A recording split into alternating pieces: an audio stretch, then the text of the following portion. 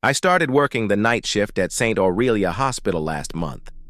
It is one of those old medical buildings that smell like disinfectant and dust, too quiet after midnight, too alive during the day.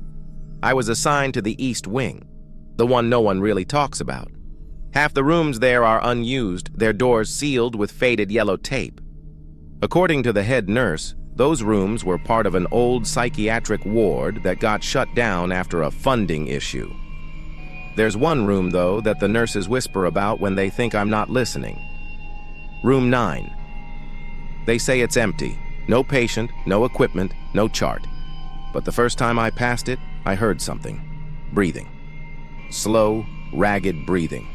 At first I thought it was coming from the vents, but when I pressed my ear against the door, I could swear it was coming from inside. I went to check the logbook. Room 9 wasn't listed on the patient record. The last entry for it was from 2013, a name scratched out in black ink. When I asked the charge nurse about it, she froze mid-sentence. "Don't go near that room," she said quietly. "It's sealed for a reason." That night I tried to ignore it, but every time I passed the east hallway I could feel it, like the air got heavier. And then around 3 a.m., the breathing started again.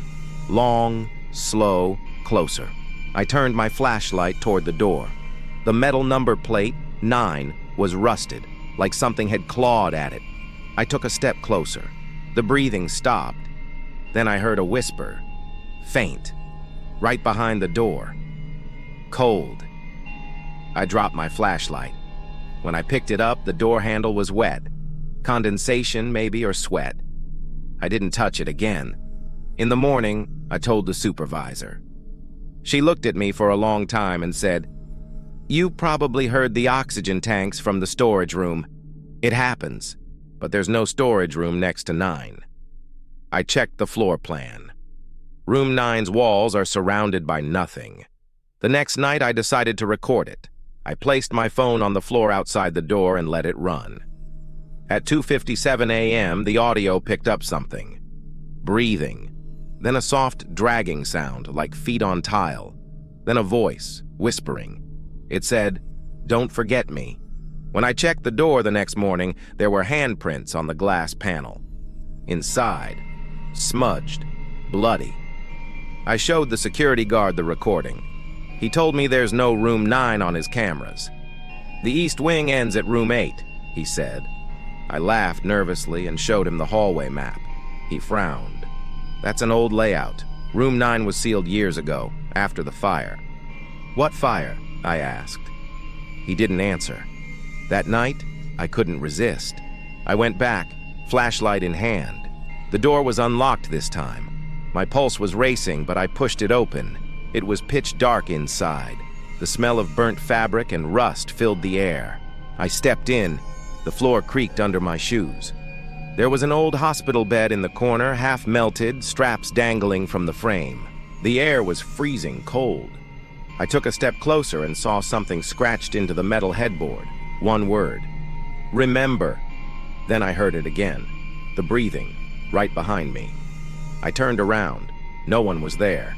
But on the door, freshly written in fog, were 2 words that hadn't been there before. "You came back." I didn't sleep after that night. Every time I closed my eyes, I saw the foggy words on the glass. "You came back." It wasn't a threat. It felt more like recognition, like whoever was in that room remembered me. The next evening, I showed up to my shift early and went straight to the archives in the basement. The lights flickered as I searched through a decade's worth of medical files. Dust, mold, and silence. But then between 2 torn binders, I found an old psychiatric logbook. Patient 9, Alara Vance, admitted 2012, condition, sleep paralysis, severe night terrors, violent dissociative episodes. Status, deceased, fire incident, 2013. There was a note scribbled under her death record, body not recovered, room sealed permanently. My hands were shaking. The East Wing fire, the one the guard mentioned, must have been hers. But if she died in the fire, who's breathing behind the door now? I copied her name on a scrap of paper and slipped it into my pocket. Later that night, I heard the East Wing intercom crackle to life. "Room 9, code blue." I froze. That code is only used for cardiac arrest, living patients. But room 9 doesn't exist on the system anymore. Still, my instincts kicked in. I grabbed a defibrillator and ran down the hallway. When I reached the room, the door was already open. The lights inside flickered, half the bulbs dead, half strobing. The bed was gone. Only the metal frame remained, blackened and bent, and on the floor, right in the center, lay a patient wristband. I picked it up. Name, Ilara Vance Room, 9. Date, updated, today's date. A chill ran through me. My radio buzzed. "East Wing nurse, status check. Who activated the code blue?" I didn't answer, because in the reflection of the glass cabinet next to me, I saw movement. A figure standing right behind me. Pale, hair covering her face, wearing a hospital gown burned along the edges. When I turned around, she was gone, but the smell of smoke still lingered. I stumbled out of the room and locked the door. My hands wouldn't stop shaking. I went straight to the control room to check the hallway cameras, just to prove I was not losing it. But when I rewound the feed, the timestamp glitched. The footage jumped, flickered, then went black at 2:57 a.m., the exact same time IU'd recorded the voice saying, "Don T. Forget Me," the night before. And then, a new line of text appeared on the monitor, like it was typed in real time. "You remembered." I yanked the plug out of the wall and the screen went dark. For the next few nights, I avoided the East Wing. I traded shifts, lied about being sick, anything to stay away. But on the 5th night, the head nurse called me in. "We need someone to handle inventory in the East Hall. Just a quick check," she said, handing me a clipboard. My throat went dry. "Can't someone else?" "They're all busy," she interrupted. "It's only a few minutes." I didn't argue. When I reached the corridor, the lights were dimmer than usual. The silence was so deep I could hear my own heartbeat. As I passed room 9, the door creaked. Not open, not shut, just slightly ajar. On the floor inside, something was glowing faintly. I leaned closer. It was a lighter, old, blackened metal, the initials EV carved into the side, the same initials from the patient file. When I touched it, the air around me dropped 10 degrees, and then all the hallway lights went out. Pitch darkness. Then a voice, clear as day, whispered from the doorway. "You found what I left behind." I turned on my flashlight, but she was already there, standing inches away. Her eyes weren't eyes anymore. They were burned, hollow sockets that leaked thin trails of smoke. She reached out, fingers trembling, and whispered, "Finish what they started." Before I could move, the emergency alarm blared, a piercing siren echoing through the halls. The sprinklers went off, drenching everything. When I looked again, she was gone. But the words, "Finish what they started," were now burned into the wall above the bed, black and smoldering.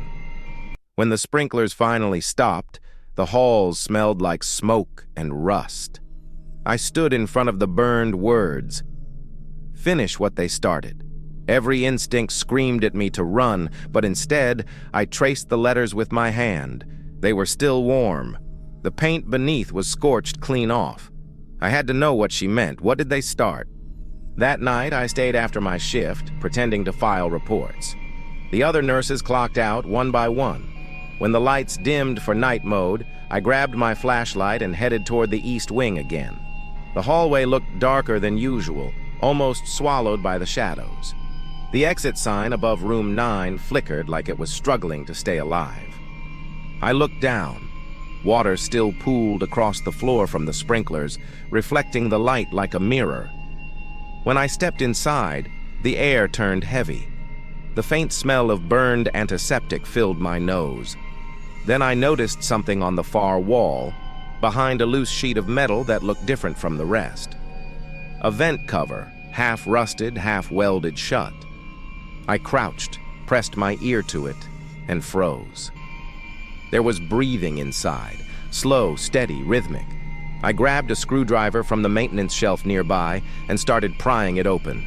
The metal groaned with every twist until it finally gave way with a screech. Behind it is a narrow passage, unlit, damp, and lined with old wires. I hesitated only for a second, then crawled in. The tunnel curved downward, colder the deeper I went. My flashlight flickered twice before settling on a small metal door at the end. It had a single marking scratched into it. 9B. I turned the handle. It opened with a hiss, and a blast of cold air hit me like a wave. Inside was a hidden ward, a small underground room filled with old medical beds, IV poles, and burned patient files scattered across the floor. On the far wall, a single lamp buzzed weakly over a desk. A photo was pinned to the corkboard above it. A woman in a hospital gown, smiling faintly, Ilara Vance. But next to her were 3 doctors, their faces crossed out with red marker. Below it, someone had written in shaky handwriting, "They trapped us down here. They called it treatment." I felt the hairs on my neck rise. This wasn't a regular hospital room. It was some kind of experimental wing. I sifted through the papers on the desk, notes about lucid confinement, night terror observation, chemical memory suppression, and then I saw it. A burnt corner of a report dated the night of the fire. Subject 9B regained consciousness mid-trial. Attempted to warn staff. Breach resulted in containment failure. Containment? Of what? My flashlight started flickering again. Then I heard it. That same labored breathing. But now it was coming from behind me. I turned slowly. Ilara was standing there, her burned gown dripping with black water, eyes like hollow pits reflecting the dim light. But this time, she didn't move closer. She just pointed to the ceiling, to a rusted vent pipe above us. "They tried to silence me," she whispered. "Don't let them do it again." The walls began to tremble. Dust rained from the ceiling as if the building itself was shuddering in pain. I dropped the flashlight. Its beam rolled across the floor and stopped on a small red lever near the exit. A release valve. I pulled it without thinking. Steam burst from the vents, filling the room with a deafening hiss. The temperature spiked, and I stumbled backward, choking on the metallic taste of the air. When the fog cleared, Ilara was gone, and so were the patient files burned to ash. All that remained was one unburned note pinned to the corkboard, scrawled in thick black ink.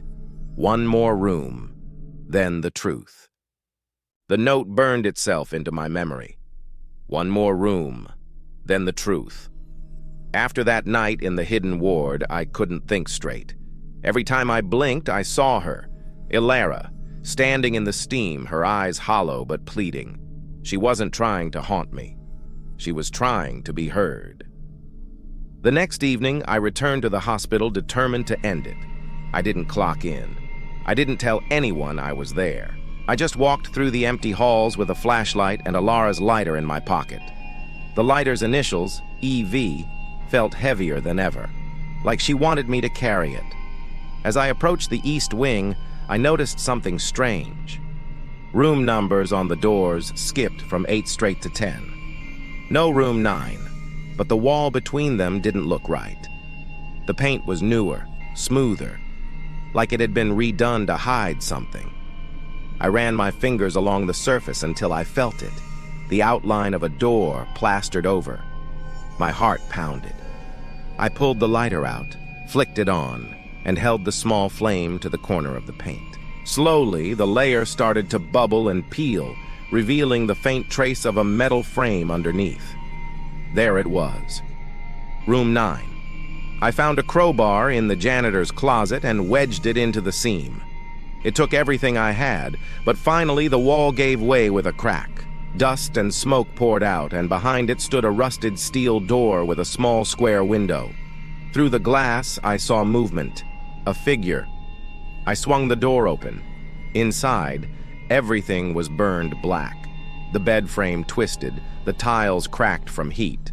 but in the corner of the room sat an old film projector, the kind hospitals used decades ago for training videos. Next to it, a single canister labeled Patient 9B, Final Evaluation. My hand shook as I loaded the reel and hit play. The machine hummed to life, projecting a shaky black and white image onto the wall. A woman sat strapped to a bed, Alara, electrodes attached to her temples, her wrists tied down. Around her stood 3 doctors in masks and gloves. One of them spoke. Subject continues to experience hallucinations of alternate timelines, claiming to see versions of herself. Procedure 3 begins now. Ilara screamed. Not from pain, from terror. "She's real! Don't let her out!" she shouted. "She's in me!" The tape distorted. The picture twisted into static. Then I heard it, her voice breaking through the noise. "If you're watching this, she's not gone. She just moved into the next one." The screen went dark. The projector sputtered and died, and then silence. I turned around, and there she was. Ilara stood by the door, the light flickering through her burned gown. But something was different. Her reflection wasn't in the glass. "They thought I was delusional," she said softly. "But the other me, they created her. An echo, a mirror that doesn't fade." I took a step back. "What do you want from me?" Her head tilted. "To end what they started. Destroy the echo before it finds another host." Before I could respond, the walls began to tremble again. The floor split open, revealing the passage below, the same hidden corridor I'd crawled through before. But now it glowed with red light. Ilara's form started to flicker, her body breaking apart like ash in the wind. "She's coming," she whispered. "From the other side." The door behind me slammed shut. The lights went out. I fumbled for the lighter and flicked it on. In the dim glow, I saw something crawling out of the crack in the floor. Hands, pale and blistered, pulling itself upward. It wasn't Ilara. It was her reflection. The same face, but eyes pure black. It grinned, crawling toward me on all fours, the sound of bones snapping with every movement. I backed up against the wall. My only choice was the lighter. I held it out, thumb trembling. "Stay back," I whispered. The reflection tilted its head, mocking me. Then it lunged. I dropped the lighter. Flames burst across the floor as the leaking oxygen caught fire. The room filled with roaring heat and smoke. I ran. The explosion threw me into the hallway, flames licking at the walls. I crawled toward the stairwell, coughing, half blind. The last thing I saw before the ceiling collapsed was room 9 burning brighter than the rest of the hospital. When I woke up, I was in the ambulance. A paramedic said the fire was contained before it spread. But there was no record of any hidden room. No patient named Ilara Vance. But when I looked down at my wrist, there was a hospital band I didn't remember putting on. Name: Ilara Vance. Room 9. And beneath it, a faint whisper in my ear. "You finished what they started."